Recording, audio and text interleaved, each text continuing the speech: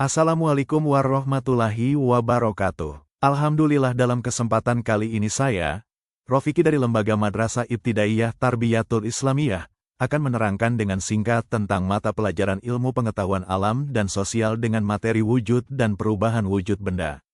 Yang dibuat pada tahun pelajaran tahun 2025 sampai tahun 2026 berada di Desa Sidodadi, Kecamatan Paiton, Kabupaten Probolinggo. Materi ini dibuat untuk memenuhi tugas untuk pelaksanaan PPP Bak 4 tahun 2025.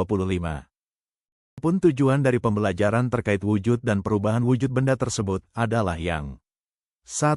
Menyebutkan dan menjelaskan 3 macam wujud benda beserta ciri-cirinya dengan benar.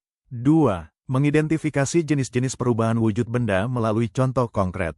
3. Menjelaskan proses perubahan wujud benda secara sederhana dan runtut. 4. Berpartisipasi aktif dalam diskusi kelompok menggunakan model cooperative learning. 5. Menyampaikan pertanyaan dan jawaban secara lisan melalui snowball learning dengan percaya diri. 6. Menunjukkan sikap kerjasama, saling menghargai, dan bertanggung jawab dalam kelompok. Sebelum kita lanjut lebih dalam dari materi tersebut, kita harus tahu dulu apa itu wujud benda. Wujud benda itu sendiri adalah segala perubahan bentuk suatu benda dari jenis satu ke jenis yang lain. Wujud benda itu sendiri terbagi menjadi 3, yaitu benda yang bentuknya padat, benda yang bentuknya cair, dan benda yang bentuknya gas. Banyak di sekitar kita jenis benda tersebut yang bisa kita temukan, baik di lingkungan sekolah maupun di lingkungan sekitar.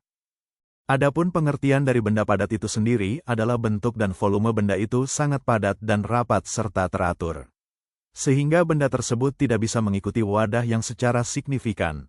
Adapun ciri-ciri dari benda pada itu sendiri adalah bentuknya padat, memiliki massa, dapat berubah bentuk dengan cara tertentu, baik dengan cara dipotong atau dipukul, contohnya adalah batu, besi, es, dan lainnya. Selanjutnya, benda yang bentuknya cair. Adapun benda cair itu sendiri adalah zat yang memiliki volume tetap tetapi bentuknya yang selalu berubah-ubah mengikuti wadahnya karena sifatnya cair. Adapun ciri-ciri dari benda tersebut adalah bentuknya mengikuti wadah atau tempatnya, menempati ruang, memiliki permukaan datar, mengalir dari tempat tinggi ke rendah, meresap melalui pipa kecil dan melarutkan zat tertentu. Adapun contoh yang bisa kita alami dan yang ada di sekitar kita adalah air, minyak goreng, susu, dan lainnya. Wujud benda yang terakhir adalah benda gas. Berbeda dengan benda padat dan cair, benda gas ini memiliki partikel-partikel yang bebas dan berjauhan, sehingga bentuk dan volumenya berubah mengikuti wadahnya.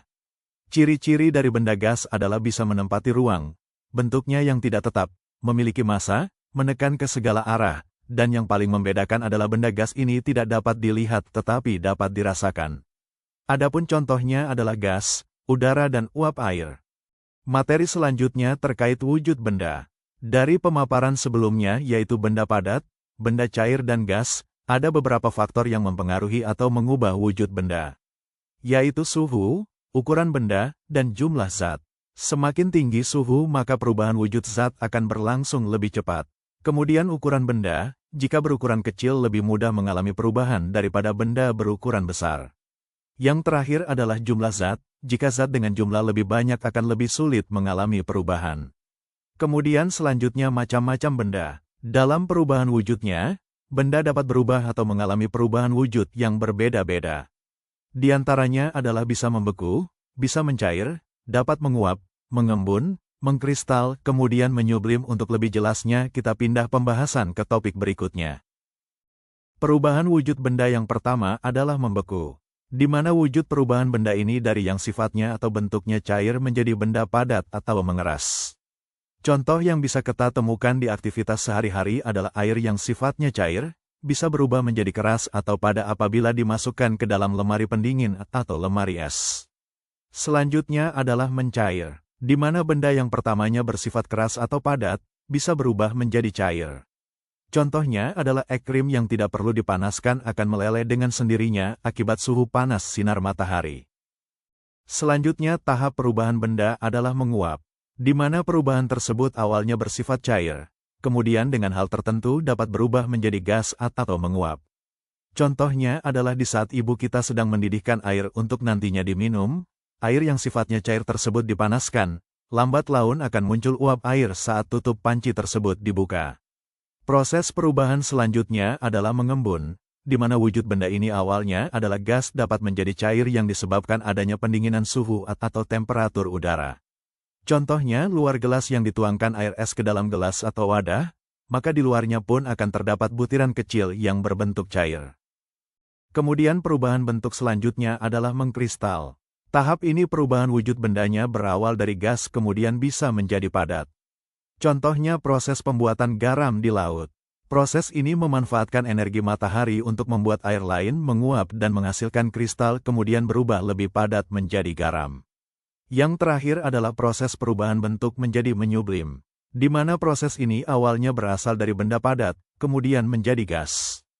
Hal ini dibantu dengan energi panas sehingga menjadi gas.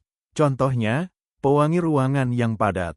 Beberapa waktu akan hilang atau mengecil dikarenakan berubah menjadi gas yang bersifat mengharumkan ruangan.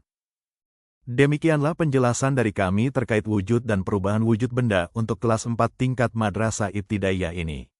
Semoga penjelasan ini bisa menambah wawasan peserta didik dalam memahami dan mengaplikasikan perubahan wujud benda yang ada di sekitar kita.